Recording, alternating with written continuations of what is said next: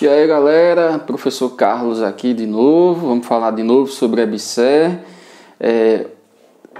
Como nós já esperávamos, foi divulgado, na verdade, o julgamento do embargo da EBSER, foi feito 2 dias atrás. Então, nesse embargo, a EBSER ela recorreu da multa primeiro, recorreu do processo de PCDs, ou seja, ela pediu para que seja revogada a multa, que antes era uma multa de R$100 mil, e eles reduziram essa multa para R$50 mil no julgamento anterior, e nesse manteve de novo, inclusive, a turma do TRT10, eles tiveram como agravante por ser uma empresa pública e etc, que deveria dar do exemplo e etc. A EBSER recorreu porque ela recorreu usando como desculpa que nós estamos numa pandemia e etc. Mas como eu já falei em outro vídeo aqui, essa multa ela não interfere em nada. Quando começarmos a ter punições administrativas, ou seja, a diretoria, aí sim a gente vai ter resultados. Mas enquanto multar a empresa, está multando uma empresa pública, não vai sair do bolso do povo mesmo. Mas com relação aos PCDs, a gente já sabe dos julgamentos anteriores que a justiça ela tinha dito que era para chamar prioritariamente os PCDs. A EBSER ela entrou com esse embargo, na verdade, e pediu para que fosse revogado, para que ela pudesse chamar das outras listas. E mais uma vez foi negado. A EBSER ela pediu para que fosse revogado porque, alegando o quê? Alegando que ao chamar somente PCDs, os outros eles acabariam sendo prejudicados, ou seja, principalmente os PNPs, os de cotas. Então, quando você chama só PCDs, você não está cumprindo a cota de PNP. Porém, a EBSER ela ou entendeu errado ou não quis prolongar mais, mas possivelmente ela entendeu errado o último julgamento, onde a justiça falava que era para a EBSER chamar prioritariamente, ou seja, priorizar os PCDs e não só chamar PCDs. Foi isso que eles deixaram claro de novo nesse último embargo desses dias. Então, anteriormente ela precisaria, e agora ainda precisa chamar primeiro PCDs, ou seja, pessoas com deficiência. Mas as pessoas com ampla e pessoas negras e pardas, elas também podem ser chamadas. Em que situações é que elas vão poder ser chamadas? Elas vão poder ser chamadas nas seguintes situações: quando não tiver mais PCDs na lista, ou seja, na verdade, quando atingir o limite e não tiver mais PCDs para ser chamados. Por exemplo, vai chamar os PCDs que passaram dentro das vagas primeiro do que os ampla concorrência e os PNPs. E vai chamar os que passaram fora das vagas até cumprir os 5%. Os 5% que é necessário. A EBSER ela alegou que não conseguiu cumprir esses 5%, ela não tem 5% do efetivo dos empregados, porque não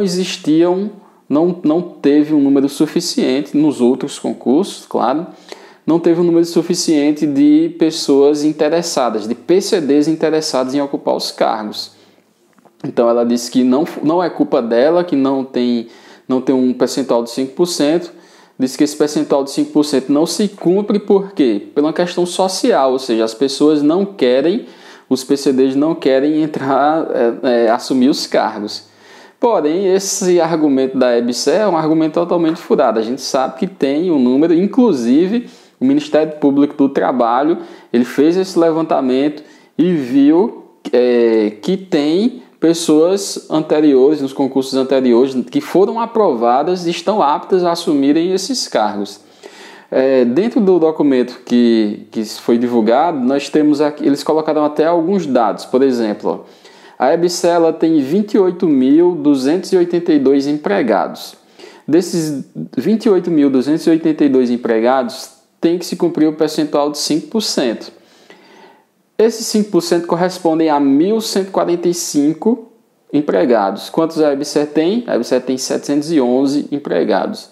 Então, precisa convocar aí mais de 400 empregados para que possa cumprir esse percentual de 5%. Sendo que, depois que cumprir o percentual de 5%, se ela começar a chamar ampla concorrência e PNP e parar de chamar PCD, vai começar a ter déficit de novo.